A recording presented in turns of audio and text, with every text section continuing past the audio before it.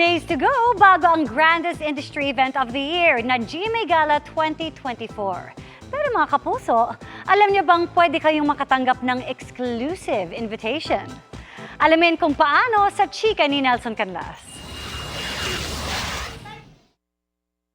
An evening of beauty, glam, and purpose. Yan ang GMA Gala 2024 na gaganapin sa July 20. Ang grandest industry event of the year. Dadaluhan ng biggest and brightest kapuso celebrities at iba pang personalities.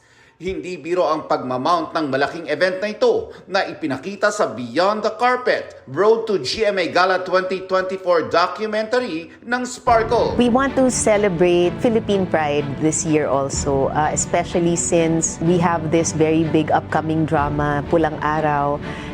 We want to instill a sense of nationalism. It's very important, especially given our current situation. No? It's important, especially for the youth, to be proud of their heritage, to be proud of their nation. Isa ring fundraising event ang GMA Gala para sa GMA Kapuso Foundation. Aside from the biggest stars and personalities, may iba pang maaaring maimbita sa GMA Gala. Ang mga nanalo sa GMA Gala Makeup Challenge. Get ready with me for today's video. Pero pang GMA Gala, from fresh in a pink robe to fierce in a black gown, slay kung slay si Sanya Lopez. Ang mga kakasa sa makeup challenge na ito magkakaroon ng chance to win an exclusive invite to the grandest industry event of the year.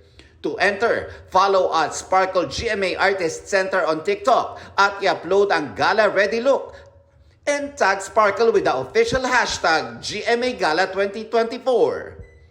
Ang stars getting ready na for the grand night. Si Isabel Ortega, tila may ilang gowns ng pinagpipilian. Si all-out Sunday star Anthony Rosaldo, pina-finalize na ang peg for his suit. Si Rahil Birria at Dustin Yu, nakapag-fitting na sa kanilang designer na si Martin Uy. Nelson Canlas, updated sa Showbiz Happenings.